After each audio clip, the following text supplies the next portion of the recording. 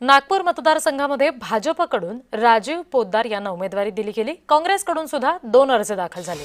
काँग्रेस प्रवक्ते अतुल लोंढे आणि दिनेश ढोले यांनी अर्ज भरलेले आहेत। भंडारा गोंदिया मतदारसंघात सुद्धा चुरस पाहायला मिळते। भाजपने अविनाश ब्राह्मणकर यांना उमेदवारी दिली। काँग्रेसकडून 2 आणि राष्ट्रवादीकडून 1 अर्ज दाखल झालाय। यवतमाळ मतदारसंघात सुद्धा महायुतीत मतभेद उघड झाले। शिवसेनेकडून दुष्यंत चतुर्वेदींनी अर्ज भरलेला आहे। भाजप आणि राष्ट्रवादी काँग्रेसच्या इच्छुकांनी सुद्धा या ठिकाणी अर्ज भरलेले आहेत।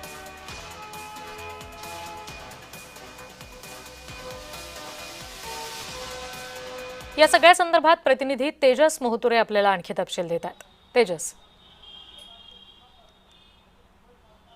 नक्कीच आपण जर बघितलं असेल रिद्धी, सुरुवातीपासून ही जेव्हा निवडणूक सुरू झाली तेव्हापासून जे आहे ते भाजपनी जे आहे ते बिनविरोध ही निवडणूक व्हावी यासाठी जे आहे ते कंबर कसली होती। आणि आज शेवटच्या दिवशी जर बघितलं असेल तर काँग्रेसमध्ये जे आहे ते उमेदवारी जे आहे ते घोषित झाले नाही। अतुल लोंढे जे आहेत त्यांनी जे अधिकृत काँग्रेसचे उमेदवार आहेत त्यांनी जे आहे ते अर्ज सादर केला। मात्र अपक्ष उमेदवार म्हणून जे आहे ते काँग्रेसचे जिल्हा परिषद सदस्य आहेत दिनेश ढोरे यांनी जे आहे ते अर्ज दाखल केला।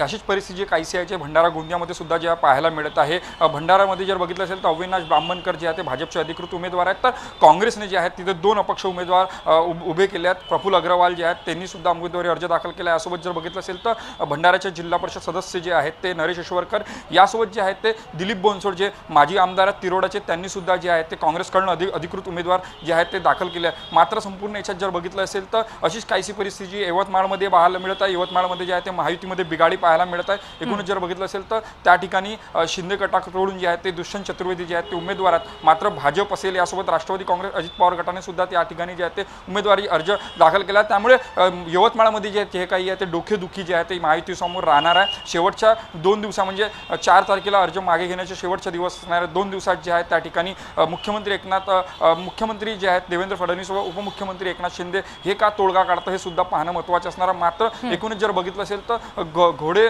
मोठ्या प्रमाणात दौड होणार आहे, कारण की ज्या पद्धतीने बघितलं असेल तर अरुण लखानी जे सध्या चंद्रपूर, वर्धा आणि गडचिरोलीतले उमेदवार आहेत त्या ठिकाणी सुद्धा शैलेश अग्रवालने उमेदवारी अर्ज दाखल केलेला आहे। त्यामुळे या ठिकाणी जर बघितलं असेल तर या विधान परिषदेच्या निवडणुकीत जे आहे ते चांगलीच रस्सीखेच जे आहे ते पाहायला मिळणार आहे। भंडारा गोंदियामध्ये नाना पटोले यांनी जे आहेत ते अविनाश ब्राह्मणकर यांना शय देण्यासाठी त्या ठिकाणी भाजपने उमेदवार दिलेला आहे। त्यामुळे नागपूर असेल या ठिकाणी सुद्धा अशाच प्रकारची परिस्थिती सध्या जी आहे ते पाहायला मिळत आहे। भाजपने राजीव पोद्दार यांना जे आहे ते उमेदवारी दिली आहे। सुरुवातीपासून जर बघितलं असेल तर चंद्रशेखर बावनकुळे यांनी जे आहे ही निवडणूक बिनविरोध व्हावी आणि विकासासोबत काँग्रेसने हे जे आहे ते भूमिका जी आहे ते चंद्रशेखर बावनकुळे यांनी मांडली होती। मात्र हाय व्होल्टेज ड्रामा जे आहे ते शेवटच्या तासात जे आहे ते काँग्रेसमध्ये पाहायला मिळालं। काँग्रेसचे मध्ये जे आहे ते दुपडी पाहायला मिळाली। एकूणच जर बघितलं असेल तर नितीन राऊत असेल किंवा मग सुनील केदार यांच्यामध्ये जे आहे ते बैठकीमध्ये जे आहे एका अर्थानं आलबेल होतं नाही। 2 दिवसा अगोदर जे आहे ते उमेदवारी निश्चित झाली नाही। शेवटच्या क्षणाला जे आहे ते अतुल लोंढे यांना जे आहे ते